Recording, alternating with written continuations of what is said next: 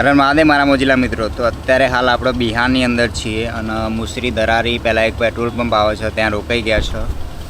તો સામાન બધો નીચે ઉતારી દીધો છે. જુઓ, અહીંયા રાત્રે ટેન્ટ લગાવીશું અને આ પેટ્રોલ પંપ છે, અહીંયા રોકાઈ ગયા છે.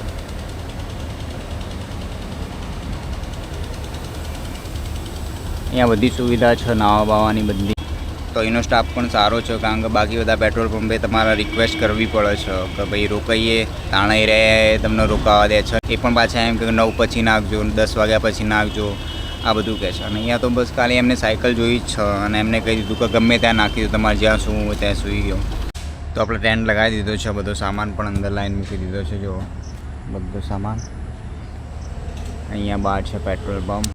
તો કાલે વહેલા આપણે નીકળીશું ઝારખંડ જવા માટે, જે અહીંયાથી 230 કિલોમીટર જેટલું બાકી છે. તો અત્યારે આરામ કરશું. હર હર મહાદેવ, જય શ્રી કૃષ્ણ, આવજો.